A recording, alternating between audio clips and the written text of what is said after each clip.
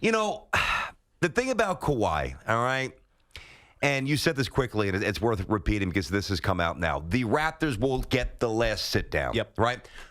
If he doesn't know if he wants to return to Toronto, does it really matter what they present to him in that final meeting? No. I mean, what is it going to...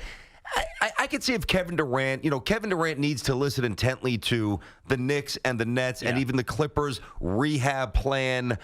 There's things he really needs to no doubt check off the list here. Kawhi's got to have his answers pertaining to Toronto, I would imagine.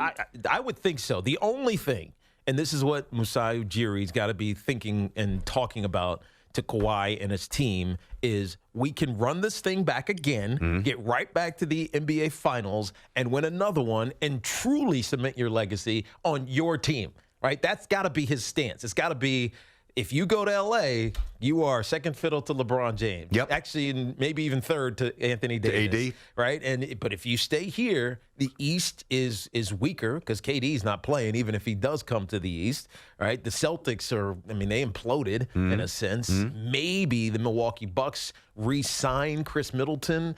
Maybe they're able to hang on to Malcolm Brogdon. I doubt it because Malcolm Brogdon's getting so much interest from other teams that value his everyman and a glue factor. And so the East is open. So if I'm the Raptors, the only thing I'm saying to Kawhi is we give you the best chance to own your team and get right back to the NBA Finals. Everywhere else, it's going to be a different situation. You go west, there's trouble. There's trouble waiting. And if you go to LeBron, there's LeBron waiting. Boy, I wonder if this is incentive for, here's another extension of the conversation. Does this prove as possible incentive to return to Golden State or deterrent to not leave, depending upon the same thing? But because if I'm Kevin Durant and I was seemingly wrestling and coming to terms with the notion of either trying to resuscitate the Knicks or after I rehab or go with my buddy Kyrie and help the Nets take 2 or 3 more steps, the way the Lakers look now, doesn't going to the Knicks and even the Nets who are miles ahead of the Knicks, doesn't that seem overly daunting for Kevin Durant to win a championship again with Anthony Davis and whomever and LeBron? Look, he's going to be 32. How do you win? BT, he's going to be 32 when he plays again. So that process that you're talking about is going to take at least 2 years, right? Maybe it happens. He has 1 year of let's figure this out. We're going to become the team that I'm crafting.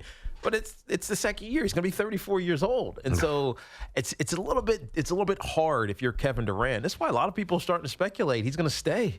He's going to stay and take that big deal 5-year, super max from the Golden State Warriors. I read an article today, or maybe it was yesterday, about his relationship with Steph Curry and how it's never been advantageous, never been nothing like but ornery. It's always been. That doesn't surprise me though. It's always been conciliatory. I can see that. Steph seems like Steph defers. Yeah, he does. Right? He does. Right? Yeah, look, we all know it's my team, but dude, go ahead. Yeah, be Kevin Durant. Be Kevin You Durant. know who I am? What's my name? You know who I am. Kevin Durant. And we're gonna win. Yeah, exactly. Gonna help us both. Right. So if I'm Kevin Durant and I'm looking at a rebuild.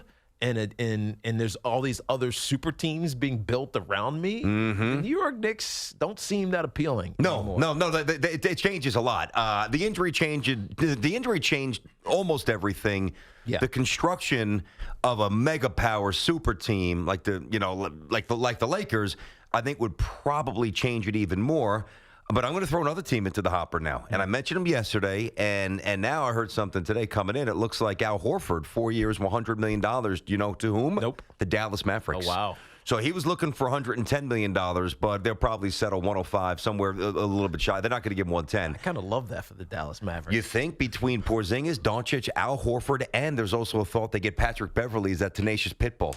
Now, if let's just say Kawhi stays in Toronto, and I actually think he's going to, and I've said that now the last week or two, even with the lore of the Lakers and it's going to be easy and Anthony Davis and the Clippers. By the way, the fact that he's going to even meet with the Lakers to me tells me there's no way he's going to the Clippers. Yeah, because I thought it was either the Clippers or the Raptors. Raptors. Now that the Lakers are in the mix, if he returns home, I believe it's going to be for the Lakers. Yeah. But I really do believe it's going to be a 1 year plus one for him to go back to Toronto. And if that happens, with Durant not playing next year, with Klay's knee surgically repaired, and the only true power, the Lakers, granted, it's LeBron and Anthony Davis, and it's formidable. And they still got to become a power. True. We don't know how they're going to all play together yet. Got to round out the roster, no doubt about Frank it. Vogel's got a job to do. And he's got a big job, and that's going to be a story all year. But why in the world, unless maybe the Rockets get Jimmy Butler and that works out, which I don't think it would. They could get him. I don't think it would work out.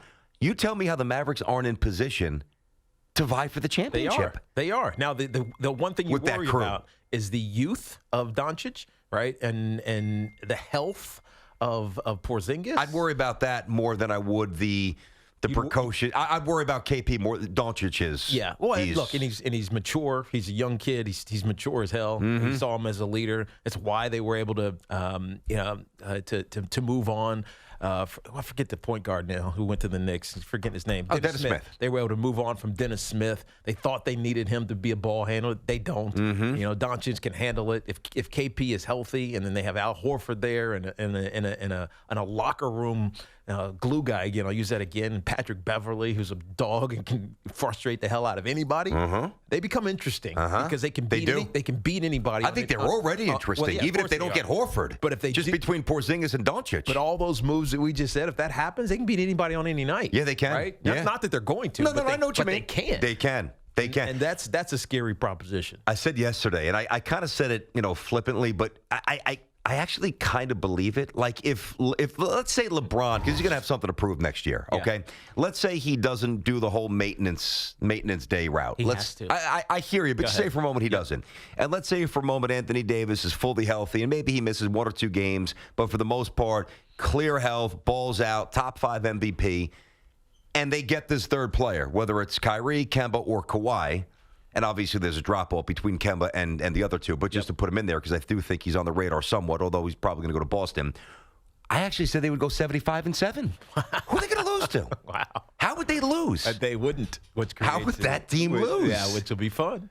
I don't think it would be. Would you? Do you think it would be fun? That's something we can get into coming up next year. Because I railed on that yesterday. I don't like that. Now again, if it was my team, I would like it. Again, full transparency. And I don't think most fans like this. Well, I think we're getting tired of this contrived construction of super teams. BT, there always has to be an enemy. Yeah, and there is something to be said for rooting earnestly against somebody. Like, you got to hate the Yankees. You had to hate the Celtics back in the day. The one thing, nobody really hated this version of the Warriors.